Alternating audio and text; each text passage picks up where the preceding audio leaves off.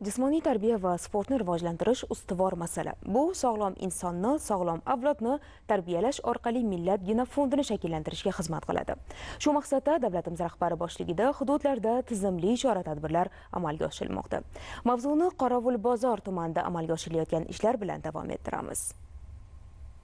Joriy yilning 7-aprel kuni Prezidentimiz Shavkat Mirziyoyev raisligida o'tkazilgan jismoniy tarbiya va sport sohasidagi ustuvor vazifalar muhokamasiga bag'ishlangan video selektor yig'ilishidan so'ng Qorovulbozor tumanida ham bu yo'nalishdagi ishlar ko'lamini yanada kengaytirish borasida aniq dasturlar shakllantirildi. Aytish lozim, bugun eng kam aholi istiqomat qiladigan hududning sportda erishayotgan yutuqlari salmog'i anchagina yuqori. Tuman markazidan 15 kilometr masofada joylashgan Navbahor mahallasida 5 tashabbus markazi foydalanishga topshirilgandan so'ng shaxmat, kurash, badiiy gimnastika bo'yicha yoshlarning erishayotgan natijalari sezilarli darajada ortdi. Bundan tashqari, mini futbol musobaqalarida ham navbahorliklar bugun o'z jamoalari bilan kuchlilar qatoridan joy egallashga harakat qilishmoqda. Ushbu mahallaga tutash Bo'zachida esa yangidan barpo etilgan sport zali boksga qiziquvchi yoshlar safini kengaytirdi.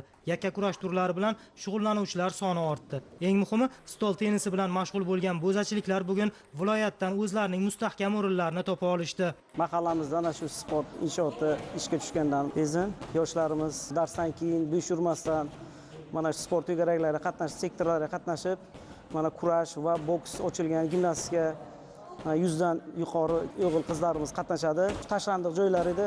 Shuni chiroyligina qilib berdilar. Shundan biz foydalanib, chempionlar chiqarib, yoshlarimizni sportga qiziqtirishni yana kuchaytiramiz.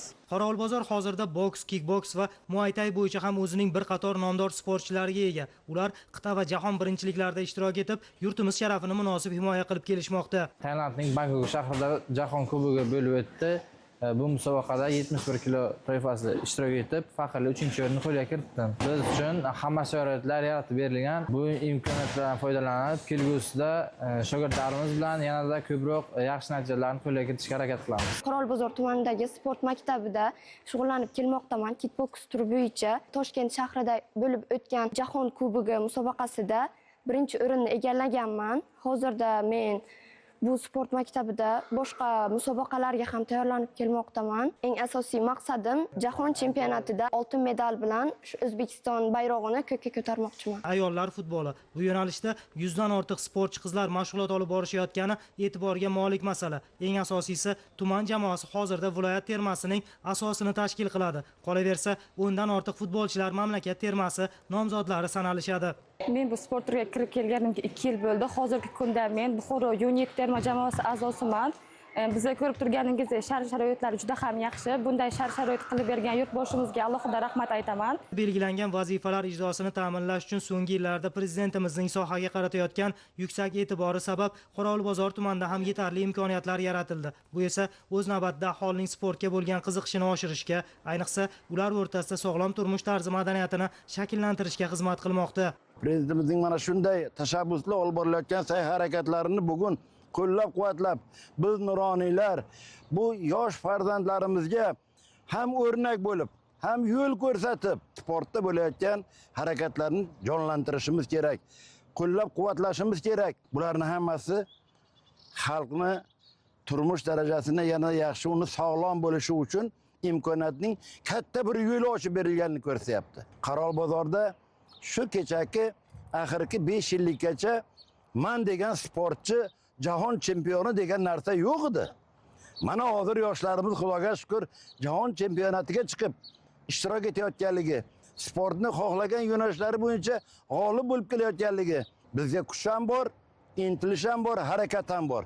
Yuqori natija yuksak e'tibor samarasi. Davlatimiz rahbari yaratib bergan imkoniyatlar sabab bu ko'rsatkichlar salmog'ini yanada oshirish uchun yetarli sharoit bor. Tuman mutasaddilari shunga mos ravishda marrani yanada kattaroq olishyapti. Yig'ilishdan kelib chiqib biz qaytadan o'zimiz chora-tadbirlar bo'lib, o'zim boshchiligimda ishchi guruh tashkil etilib, tashkilotlarimiz, mahallalarimiz, mahalla yetkiliklari birgalikda aholini yanada sportga keng jalb etish, sog'lom turmush tarzini, madaniyatini rivojlantirish borasida vazifalarni belgilab oldik. Va har haftaning shanba kunini sport kuni deb belgiladik. Xuddi shuningdek, yig'ilishda taklif etganlaridek prezidentimiz biz mavjud sport inshootlarimiz hammasi xatlovdan o'tkazdik.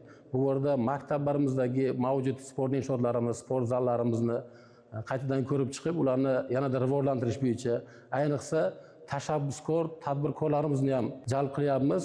Ularning tashabbuslari bilan mahallalarda, ko'chalarda workoutlar qurish, sport maydonchalar qurish bilan tashabbuslariga ega. Sport bilan shug'ullanadigan aholimiz sonini 42% dan joriy yilning yarim yilligida 50% ga va yil yakuniga qadar 70% ga yetkazish imkoniyatlarimiz mavjud. Muhtaram Prezidentimiz tomonidan berilgan barcha topshiriqlar tushunarli.